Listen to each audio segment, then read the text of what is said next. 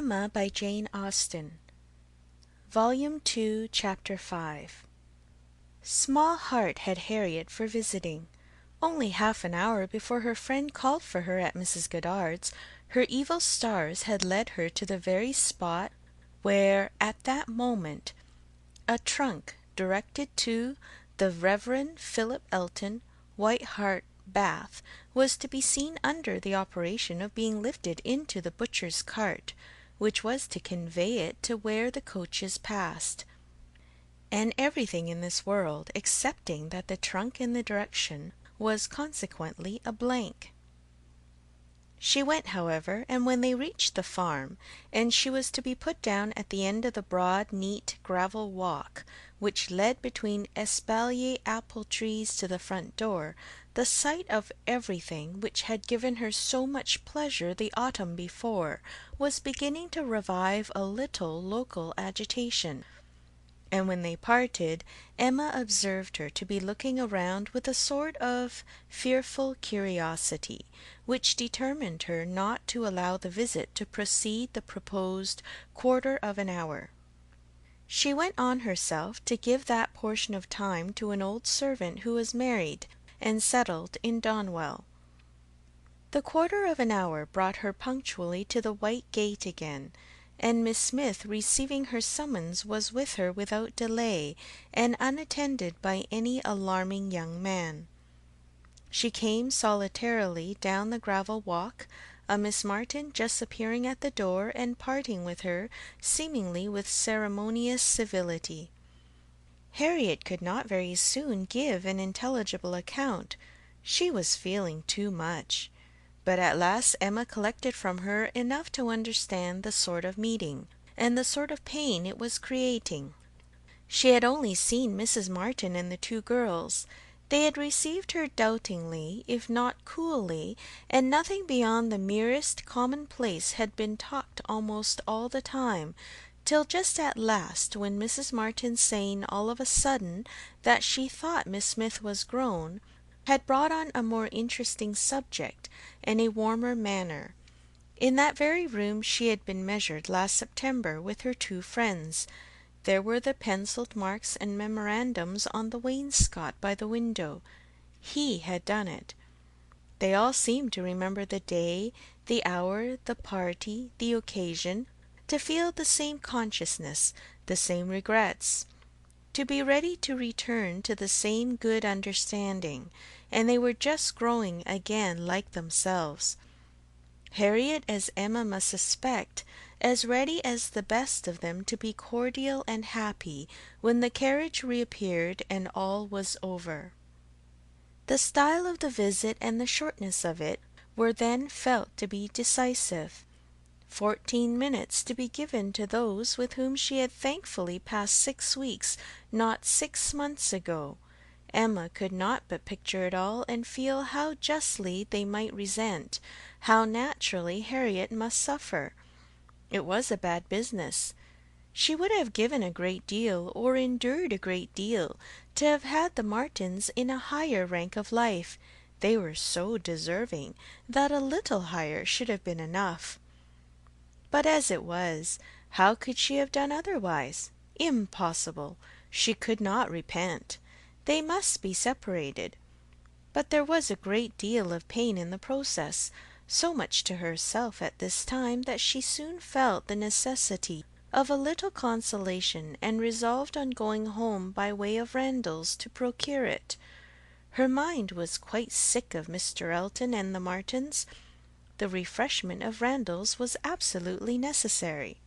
It was a good scheme, but on driving to the door they heard that neither master nor mistress was at home.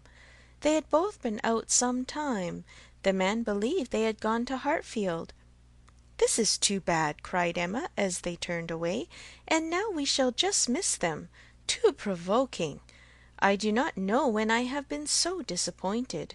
And she leaned back in the corner to indulge her murmurs, or to reason them away, probably a little of both, such being the commonest process of a not ill-disposed mind. Presently the carriage stopped. She looked up. It was stopped by Mr. and Mrs. Weston, who were standing to speak to her. There was instant pleasure in the sight of them, and still greater pleasure was conveyed in sound, for Mr. Weston immediately accosted her with, "How do you do? How do you do? We have been sitting with your father. Glad to see him so well. Frank comes to-morrow. I had a letter this morning. We see him to-morrow by dinner-time to a certainty. He is at Oxford to-day, and he comes for a whole fortnight. I knew it would be so. If he had come at Christmas he could not have stayed 3 days. I was always glad he did not come at Christmas. Now we are going to have just the right weather for him. Fine, dry, settled weather. We shall enjoy him completely. Everything has turned out exactly as we could wish." There was no resisting such news, no possibility of avoiding the influence of such a happy face as Mr. Weston's, confirmed as it all was by the words and the countenance of his wife, fewer and quieter, but not less to the purpose. To know that she thought his coming certain was enough to make Emma consider it so, and sincerely did she rejoice in their joy. It was a most delightful reanimation of exhausted spirits.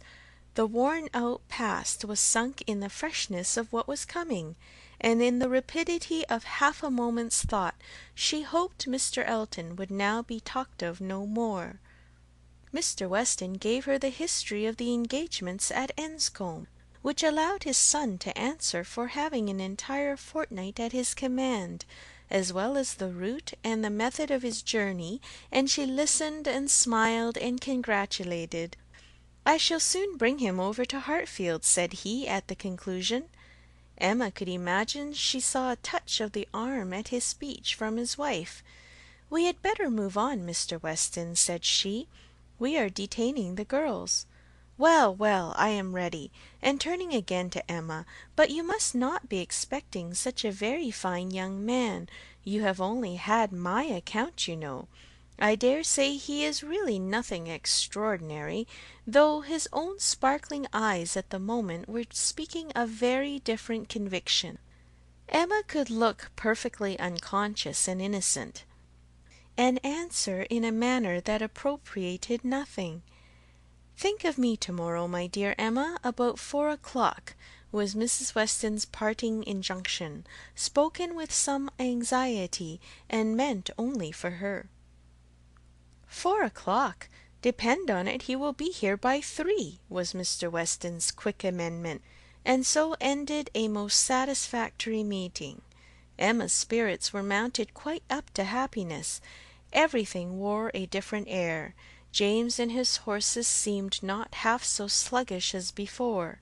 When she looked at the hedges, she thought the elder at least must soon be coming out, and when she turned round to Harriet, she saw something like a look of spring, a tender smile even there.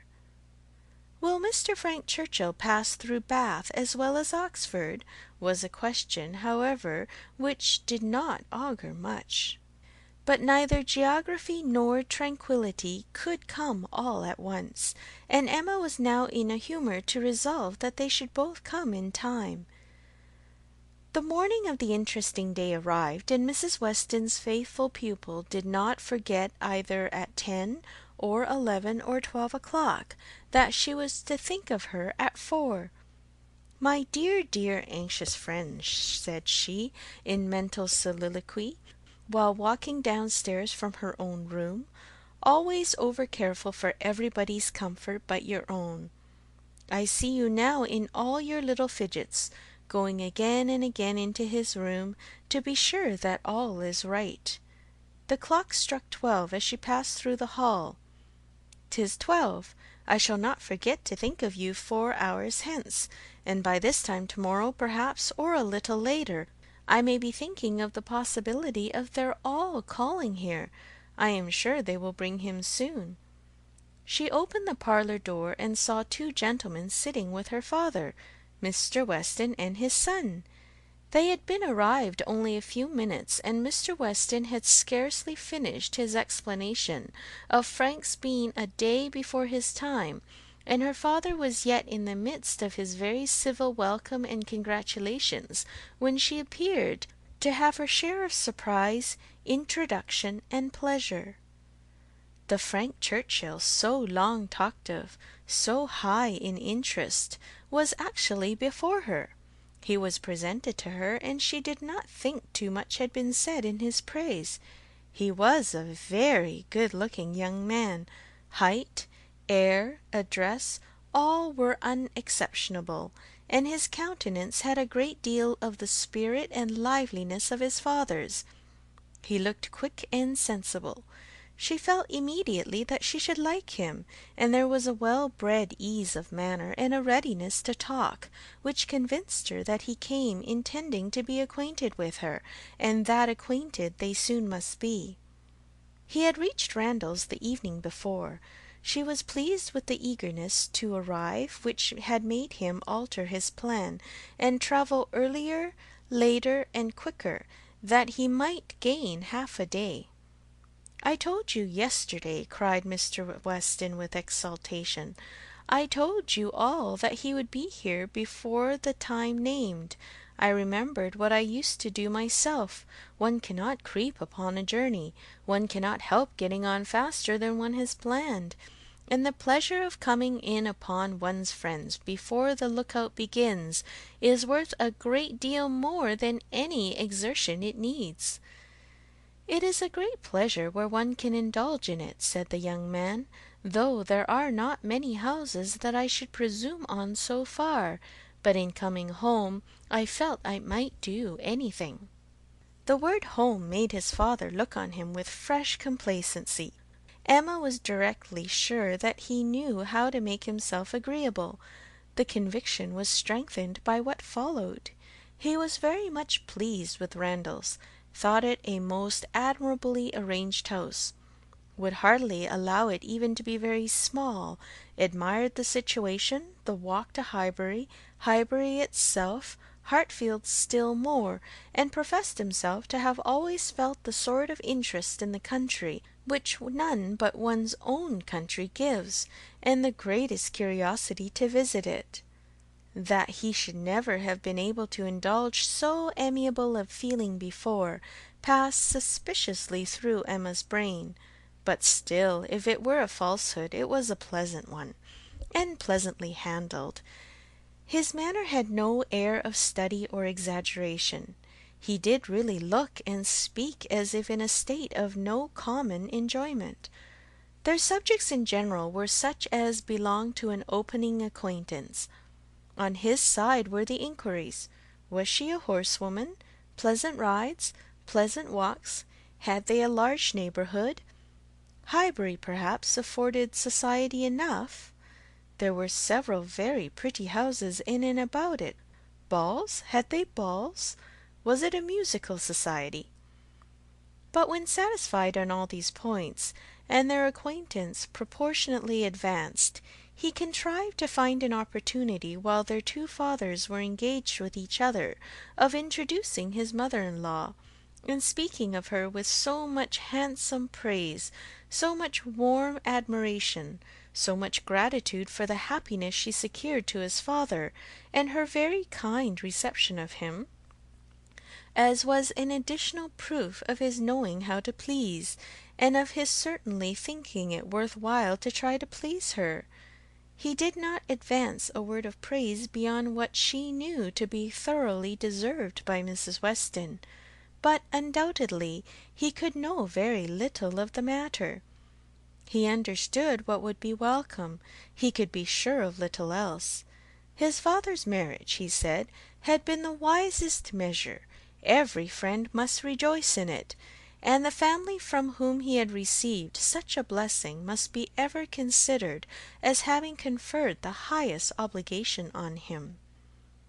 He got as near as he could to thanking her for Miss Taylor's merits, without seeming quite to forget that in the common course of things it was to be rather supposed that Miss Taylor had formed Miss Woodhouse's character, than Miss Woodhouse Miss Taylor's. And at last, as if resolved to qualify his opinion completely for travelling round to its object, he wound it all up with astonishment at the youth and beauty of her person. "Elegant, agreeable manners I was prepared for," said he, "but I confess that, considering everything, I had not expected more than a tolerably well-looking woman of a certain age. I did not know that I was to find a pretty young woman in Mrs. Weston." "You cannot see too much perfection in Mrs. Weston for my feelings," said Emma. "Were you to guess her to be 18, I should listen with pleasure, but she would be ready to quarrel with you for using such words. Don't let her imagine that you have spoken of her as a pretty young woman." "I hope I should know better," he replied. "No, depend upon it," with a gallant bow, "that in addressing Mrs. Weston I should understand whom I might praise without any danger of being thought extravagant in my terms." Emma wondered whether the same suspicion of what might be expected from their knowing each other, which had taken strong possession of her mind, had ever crossed his, and whether his compliments were to be considered as marks of acquiescence or proofs of defiance. She must see more of him to understand his ways. At present she only felt they were agreeable. She had no doubt of what Mr. Weston was often thinking about. His quick eye she detected again and again glancing towards them with a happy expression, and even when he might have determined not to look, she was confident that he was often listening. Her own father's perfect exemption from any thought of the kind, the entire deficiency in him of all such sort of penetration or suspicion, was a most comfortable circumstance. Happily he was not farther from approving matrimony than from foreseeing it. Though always objecting to every marriage that was arranged, he never suffered beforehand from the apprehension of any. It seemed as if he could not think so ill of any two persons' understanding as to suppose they meant to marry till it were proved against them. She blessed the favouring blindness. He could now, without the drawback of a single unpleasant surmise, without a glance forward at any possible treachery in his guest, give way to all his natural kind-hearted civility in solicitous inquiries after Mr. Frank Churchill's accommodation on his journey through the sad evils of sleeping 2 nights on the road, and express every genuine unmixed anxiety to know that he had certainly escaped catching cold, which, however, he could not allow him to feel quite assured of himself till after another night. A reasonable visit paid, Mr. Weston began to move. He must be going. He had business in the Crown before his hay, and a great many errands for Mrs. Weston at Ford's, but he need not hurry anybody else.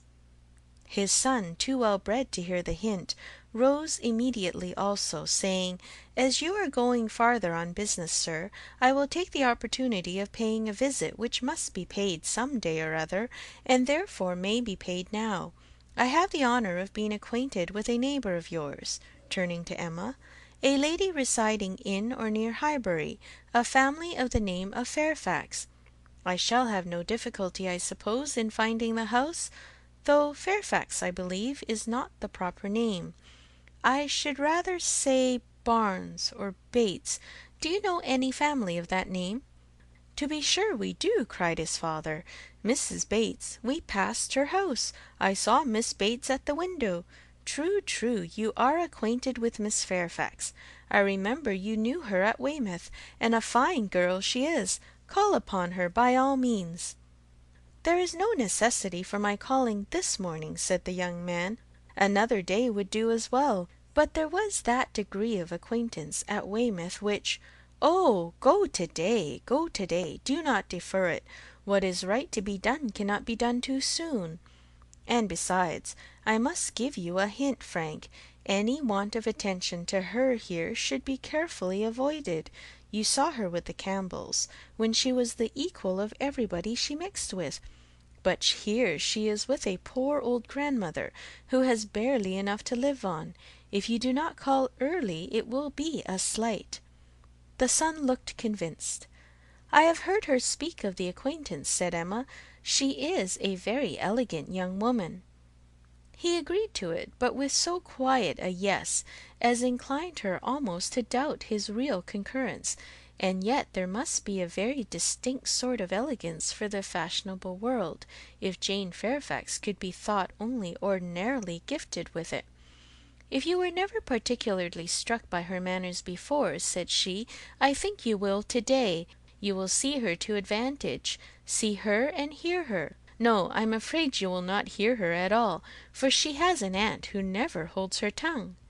You are acquainted with Miss Jane Fairfax, sir, are you? Said Mr. Woodhouse, always the last to make his way in a conversation.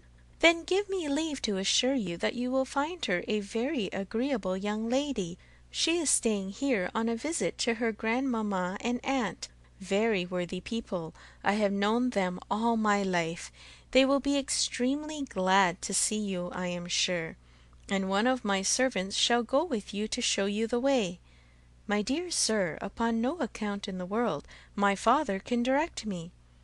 But your father is not going so far.